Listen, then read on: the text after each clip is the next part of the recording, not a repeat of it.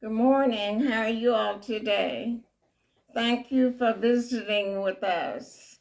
Welcome to Bible class with Andre and Betty. We're continuing our studies from the book of 2 Kings, and we're today in chapter 18, and we'll be looking at the reign of King Hezekiah, who is a godly king. So in 2 Kings 18, verse 1, now it came to pass in the 3rd year of Hoshea, son of Elah, king of Israel, that Hezekiah, the son of Ahaz, king of Judah, began to reign. Now Hoshea reigned 11 years, so this happened in the 3rd year of his reign, and he reigned 11 years. And Ahaz, Hezekiah's father, reigned 16 years. Verse 2.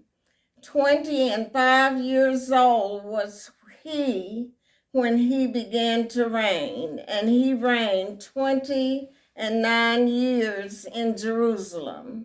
His mother's name also was Abi, the daughter of Zechariah. Verse 3, and he did that which was right in the sight of the Lord, according to all that David, his father, did. So when David messed up, he repented and called on God to forgive him. And this is what Hezekiah, in following David, we'll see that he'll do this in the message that is going to come forth from happening during his reign. So we're in 2 Kings chapter 18, verse 4. This is what Hezekiah did.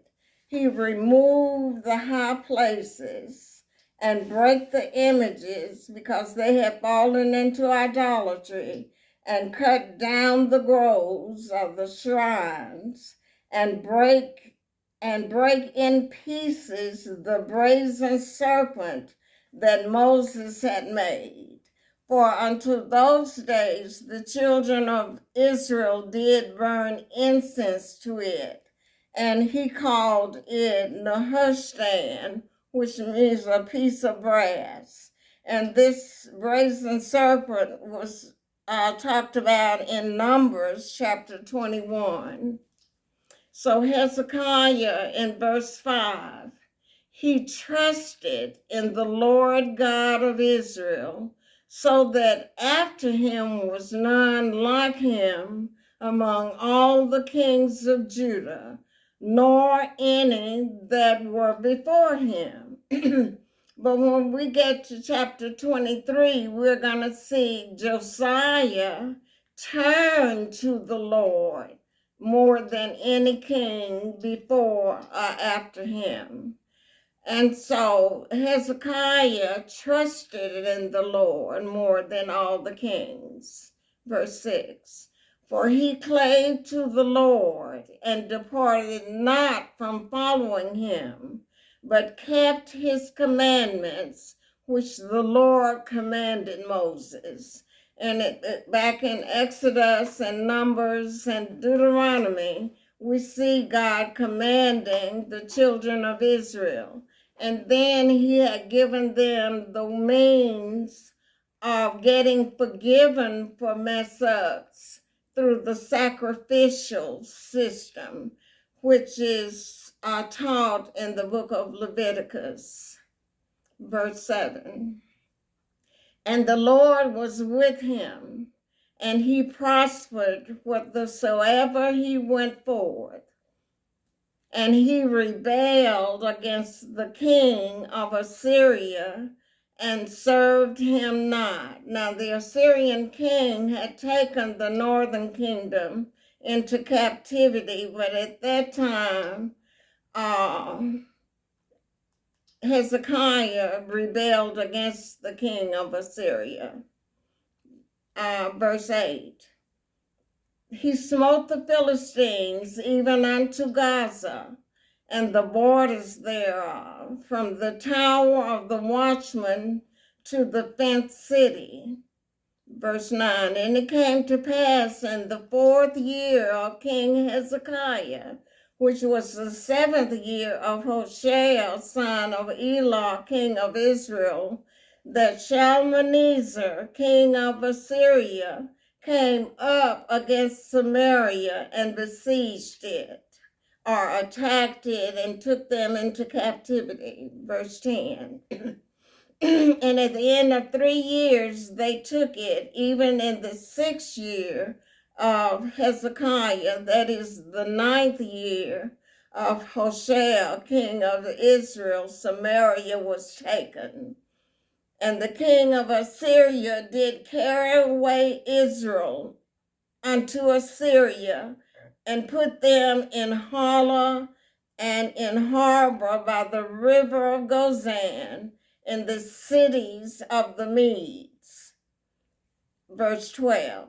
Because they obeyed not the voice of the Lord their God, but transgressed his covenant, and all that Moses, the servant of the Lord, commanded, and would not hear them nor do them. And this is going to be the end of the historical record of the northern kingdom. And now this verse 13 is in the 14th year. And remember, Hezekiah reigned 29 years. Now in the 14th year of King Hezekiah did Sennacherib, king of Assyria, come up against all the 5 cities of Judah and took them. Now here it's where Hezekiah is not going to lose his faith, but he's in a situation where he takes it upon himself to make peace without consulting the Lord. So, verse 14. This is what Hezekiah did. And Hezekiah, king of Judah, sent to the king of Assyria to Lachish, saying, I have offended. Return from me, leave me alone. Return from me. That which thou puttest on me will I bear. I'll pay you for it.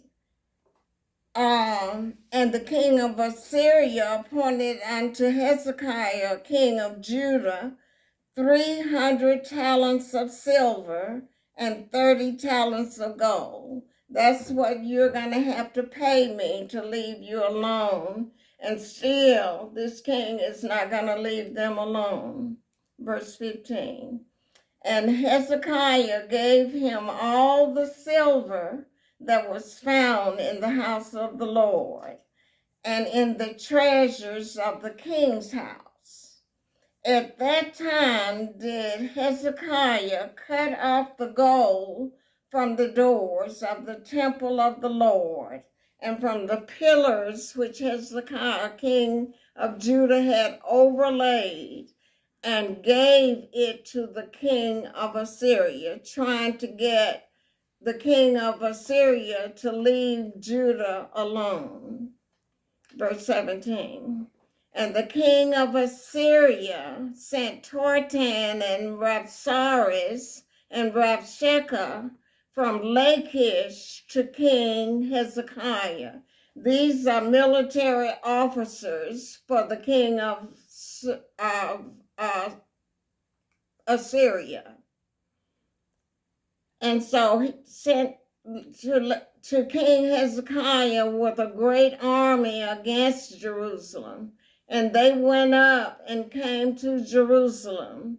And when they were come up, they came and stood by the conduit of the upper pool, which is in the highway of the fuller's field. This is where the fuller's field is where the laundryman lived. That clean clothes. Verse 18. And when they had called to the king, that is Rabshakeh, Rabsaris, and Tartan, when they had called to the king, there came out to them Eliakim, the son of Hilkiah, which was over the household, and Shebna the scribe, and Joah the son of Asaph, the recorder or secretary. Verse 19. And Rabshakeh said unto them, Speak ye now to Hezekiah. Thus said the great king, the king of Assyria, What confidence is this wherein thou trustest? So through Hezekiah's men, they're going to talk to them to get Hezekiah to follow the king of Assyria and asking him, who are you trusting in? Because I'm the great king of Assyria. Verse 20. Thou sayest, but they are but vain words. I have counsel and strength for the war. That's what you're saying, King Hezekiah. Now, on whom dost thou trust that thou rebellest against me? This is the king of Assyria's words. Verse 21. Now, behold, thou trusted upon the staff of this bruised reed, even upon Egypt, on which if a man lean, it will go into his hand and pierce it. So is Pharaoh, king of Egypt, unto all that trust on him. But, verse 22, if you say unto me, we trust in the Lord our God, is not that he whose high places and whose altars Hezekiah had taken away, and had said to Judah and Jerusalem, You shall worship before this altar in Jerusalem? Now, therefore, I pray thee, give pledges. This is the men in verse 17. Now, therefore, I pray thee, give pledges to my Lord, the king of Assyria, and I will deliver thee 2,000 horses, if thou be able on thy part to set riders upon them. So they're mocking Hezekiah and the people of Judah. Verse 24.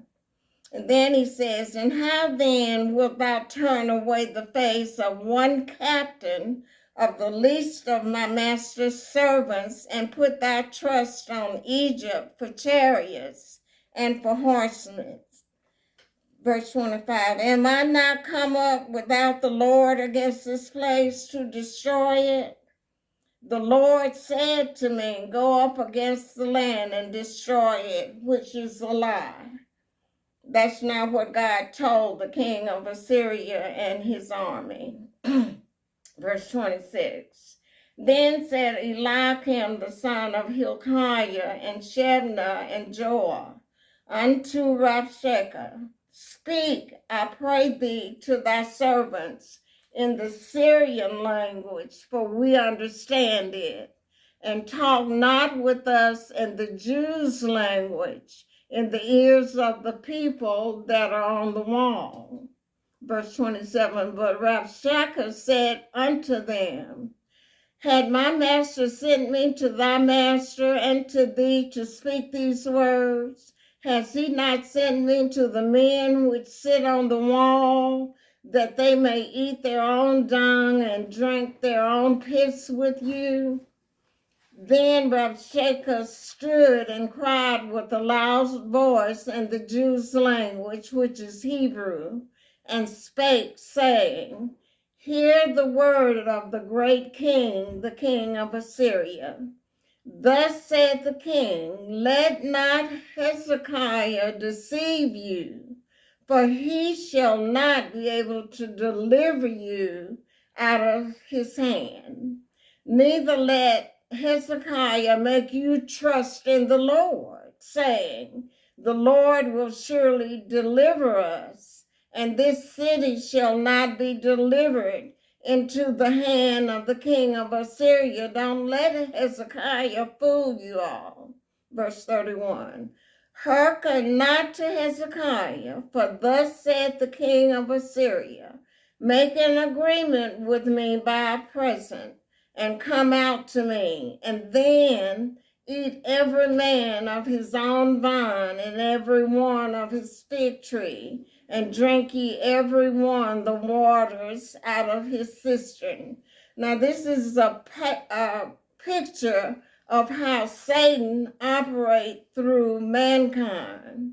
And he's promising them prosperity when in fact he has no plan to make these people be free from his control. Verse 32. Until I come and take you away to a land like your own land, promises that he cannot keep and would not keep if he could. A land of corn and wine, a land of bread and vineyards, a land of oil, olive, and of honey, that ye may live and not die. And hearken not unto Hezekiah when he persuaded you, saying, the Lord will deliver us. So this is the enemy trying to get the people of God to follow the ways of the world, the flesh, and the devil. And then he's going to boast, this is the king of Assyria. Hath any of the gods of the nations delivered at all his land out of the hand of the king of Assyria? Where are the gods of Hamath and of Arpad? Where are the gods of Sepharvaim, Hena, and Iva? Have they delivered Samaria out of my hand? Who are they among all the gods of the countries that have delivered their country out of my hand, that the Lord should deliver Jerusalem out of my hand? Speaking against the living God. He can't do, I've already defeated all these nations, and you're going to be just like those that I've already defeated. But thank God for verse 36. But the people held their peace and answered him not a word. For the king's commandment was, saying, answer him not. It's not a good thing to answer the devil. We say, the Lord rebuke thee. And we go and put on our whole armor that we may be able to stand against the wiles of the devil. Verse 37. Then came Eliakim, the son of Hilkiah, which was over the household, and Shebna the scribe, and Joel the son of Asaph the recorder, to Hezekiah with their clothes torn, and told him the words of Rabshakeh. And so this story is going to continue into verse 19 next time. So this is a godly king who felt trapped and was going to try to pay his way out for his people. And the king of Assyria attacked them anyway. But we're going to see the outcome as we go through to the following scriptures. So you all have a great day and a great week. See you next time.